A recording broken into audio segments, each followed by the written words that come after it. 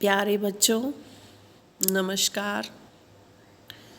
आज एक बहुत महत्वपूर्ण दिवस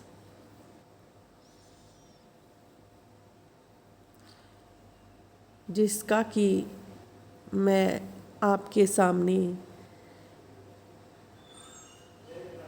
जिक्र करना चाहती हूँ, वो है संयुक्त राष्ट्र संघ।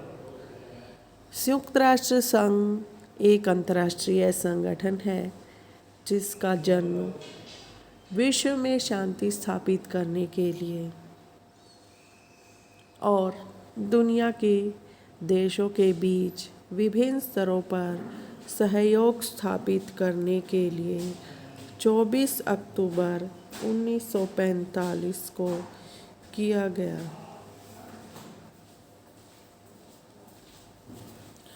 जिस प्रकार एक मनुष्य अकेला नहीं रह सकता, उसी प्रकार कोई भी राष्ट्र अकेला नहीं रह सकता, क्योंकि कोई भी राष्ट्र आर्थिक दृष्टि से या सामरिक दृष्टि से इतना आत्मनिर्भर नहीं है कि उसे दूसरों की आवश्यकता ही न हो।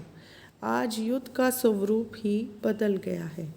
आज युद्ध दो राष्ट्रों के बीच नहीं, वरन इसका असर लगभग सभी राष्ट्रों पर पड़ता है, क्योंकि आज का युग तकनीकी और संचार का युग है। संसार के किसी भी कोने में होने वाले युद्ध का प्रभाव दूसरे विश्व पर पड़ता है। कोई भी देश, चाहे वह कितना भी शक्तिशाली क्यों न हो, अकेला युद्ध का सामना नहीं कर सकता। ऐसी स्थिति में केवल अंतर्राष्ट्रीय संगठन के माध्यम से ही युद्ध को रोका जा सकता है। यदि कोई राष्ट्र अपनी आर्थिक, सैनिक, शिक्षा तथा बीमारी संबंधी समस्याओं को सुलझाने के लिए अन्य देशों में होने वाले प्रयासों का लाभ उठाना चाहता है तथा उसे अंतर्राष्ट्रीय संगठनों का सहारा लेना पड़ेगा।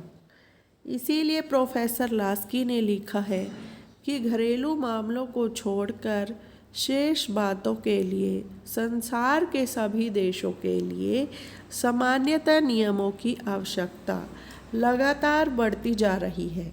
अंतर्राष्ट्रीय मामलों में राज्य की प्रभुसत्ता शहनई समाप्त होती जा रही है, क्योंकि अब इसकी उपयोगिता समाप्त हो चुकी है। आज के व्यक्ति को साम्राज्य की धारणा की नहीं, वरन संघवाद की कल्पना की आवश्यकता है। प्यारे बच्चों, इन्हीं सब उद्देश्यों के लिए संयुक्त राष्ट्र संघ की स्थापना की गई, जिन्हें हम बारी बारी से आपके सामने रखने जा रहे हैं। पहला जो प्रमुख उद्देश्य था संयुक्त राष्ट्र संघ की स्थापना का, वो था विश्व में शांति और सुरक्षा की स्थापना। जब संयुक्त राष्ट्र संघ का जन्म हुआ, उससे पहले पूरा विश्व 2 विश्व युद्धों को देख चुका था, उनकी विभीषिका को देख चुका था। दूसरे विश्व युद्ध में तो जन और धन की इतनी हानि हुई, और उसके साथ साथ परमाणु शक्ति का जो प्रयोग है वो पूरे विश्व ने देखा। उसने पूरे विश्व की आंखें खोल दी, क्योंकि जिस जापान के नागासाकी और हिरोशिमा 2 शहरों पर उस परमाणु शक्ति का प्रयोग उस समय किया गया था, उसके दुष्परिणाम आज भी वहाँ की पीढ़ियाँ भुगत रही है। ये तो एक शुरुआती दौर था जिसमें परमाणु शक्ति का प्रयोग किया गया, लेकिन आज दुनिया के देशों ने इससे भी कई गुना ज़्यादा घातक परमाणु शक्ति ईजाद कर रखी है। अगर उनका प्रयोग किसी भी रूप में किया गया तो पूरी मानव जाति का विनाश हो सकता है। तो इसके लिए दुनिया के विद्वानों के सामने एक प्रश्न उठ खड़ा हुआ कि इस दुनिया को तीसरे विश्व युद्ध से और ख़ासकर परमाणु युद्ध से कैसे बचाया जाए। तो इसी उद्देश्य के लिए विश्व के देशों ने इकट्ठा होकर संयुक्त राष्ट्र संघ की स्थापना की। दूसरा मुख्य उद्देश्य था सामाजिक, आर्थिक व मानवीय समस्याओं का निराकरण करने में सहायता के लिए विश्व के विभिन्न देशों के सामने अनेक सामाजिक, आर्थिक और मानवीय समस्याएं हैं, जैसे कि अज्ञानता, कुपोषण, महामारी, पर्यावरण प्रदूषण, आतंकवाद। ये सभी समस्याएं ऐसी हैं जो न ही किसी एक देश की देन है और न ही कोई एक देश इन समस्याओं का समाधान कर सकता है। इन समस्याओं के समाधान के लिए सभी देशों का सहयोग जरूरी है, जो एक प्लेटफॉर्म के रूप में हमें संयुक्त राष्ट्र संघ प्रदान करता है। अंतर्राष्ट्रीय सहयोग को बढ़ाने के लिए और विश्व में कोई भी एक देश यानी कि कोई भी एक शक्तिशाली देश, कोई सुपर पावर अपनी मनमानी न कर सके, इसके लिए संयुक्त राष्ट्र संघ की स्थापना की गई। संयुक्त राष्ट्र संघ की स्थापना 24 अक्टूबर 1945 को की गई। इसके प्रारंभिक सदस्यों की संख्या 50 थी। भारत आज़ादी से पूर्व ही संयुक्त राष्ट्र संघ का सदस्य बन चुका था। 1945 में संयुक्त राष्ट्र संघ का सदस्य बना। आज संयुक्त राष्ट्र संघ के सदस्यों की कुल संख्या 193 है। संयुक्त राष्ट्र संघ के 6 मुख्य अंग हैं और 6 ही ऑफिशियली लैंग्वेज। ये जो आप देख रहे हैं, ये संयुक्त राष्ट्र संघ का ऑफिशियली ध्वज है, जिसे आज पूरे विश्व में फहराना है। इस ध्वज में आप देख रहे हैं बीच में वृत्ताकार है, गोलाकार आकृतियाँ बनी हुई है, वो पृथ्वी का सूचक है और उसके ऊपर कुछ देश दिखाई दे रहे हैं, वो दुनिया के देश है, यानी धरती, और धरती के ऊपर क्या है, विश्व का मानचित्र है और उसके साइड में जैतून की पत्तियां है। ये नीले रंग का ध्वज है जो कि संयुक्त राष्ट्र संघ का राष्ट्रीय ध्वज है। संयुक्त राष्ट्र संघ के अंग इस चित्र में आपको जो डार्क ब्लू कलर से दिखाई दे रहे हैं वो सभी संयुक्त राष्ट्र संघ के 6 प्रमुख अंग हैं और साइड में इसकी विभिन्न एजेंसियां हैं जो वाइट बॉक्स में आपको दिखाई दे रही है।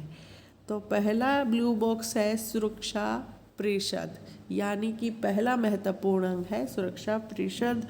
दूसरा है आम सभा, तीसरा आर्थिक एवं सामाजिक परिषद, चौथा है अंतर्राष्ट्रीय न्यायालय, पांचवा सचिवालय और छठा है न्यास परिषद।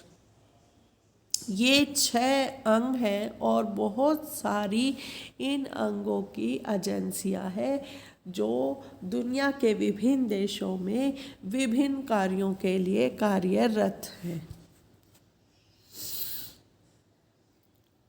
अब आप देख रहे हैं चित्र में कि संयुक्त राष्ट्र संघ का एक संक्षिप्त इतिहास कि किस प्रकार से विभिन्न चरणों से गुजरकर संयुक्त राष्ट्र संघ की स्थापना हुई, जिसमें पहला है 1941 में, अगस्त 1941 में अमेरिकी राष्ट्रपति रूजवेल्ट और ब्रिटेन के प्रधानमंत्री चर्चिल द्वारा अटलांटिक चार्टर पर हस्ताक्षर किए गए।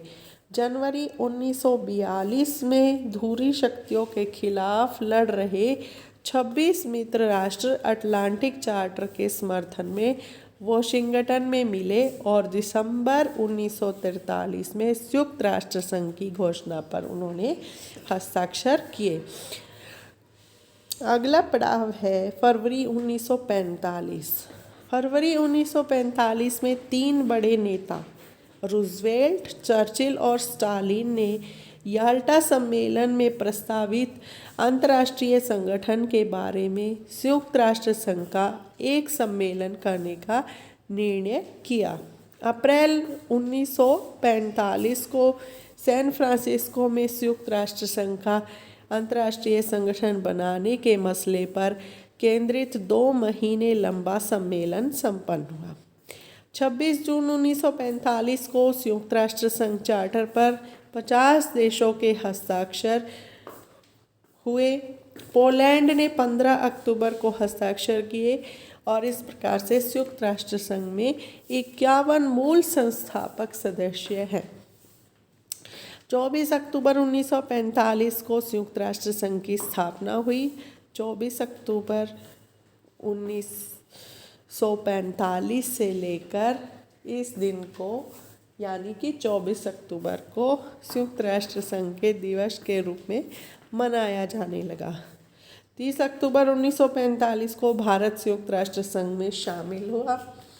भारत के संयुक्त राष्ट्र संघ में अगाध आस्था है, उसका विश्वास है और उसका जो अमूल्य सहयोग है हमेशा ही संयुक्त राष्ट्र संघ और उसकी विभिन्न एजेंसियों के लिए रहा है। भारत ने संयुक्त राष्ट्र संघ के साथ मिलकर अनेक सराहनीय कार्य किए हैं जिन्हें पूरी दुनिया जानती है, चाहे वो अंतर्राष्ट्रीय शांति की स्थापना में सहयोग हो या फिर विभिन्न अंतर्राष्ट्रीय समस्याओं को सुलझाने में भारत का सहयोग हो।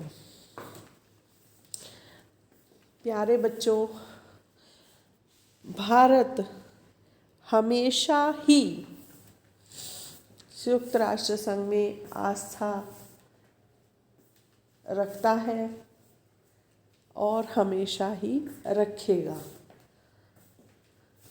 आज कोविड-19 जैसी महामारी के समय भी संयुक्त राष्ट्र की महत्ता दुनिया के देशों के लिए और ख़ासकर भारत के लिए बहुत ज़्यादा है, क्योंकि भारत एक विशाल जनसंख्या वाला देश है। मैंने पहले ही बताया कि बहुत सारी अंतर्राष्ट्रीय समस्याएं ऐसी हैं जो किसी एक देश की देन नहीं है और ना ही उन समस्याओं को कोई एक देश सुलझा सकता है। उन सभी समस्याओं को सुलझाने के लिए अंतर्राष्ट्रीय सहयोग की हमेशा ज़रूरत रहेगी और जब तक इस अंतर्राष्ट्रीय सहयोग की आवश्यकता रहेगी, संयुक्त राष्ट्र संघ की महत्ता हमेशा रहेगी। इसी के साथ उम्मीद करती हूँ कि आपने भी इस दिवस की महत्ता को अच्छे से समझा और जाना। वीडियो को देखने के लिए आप सभी का धन्यवाद।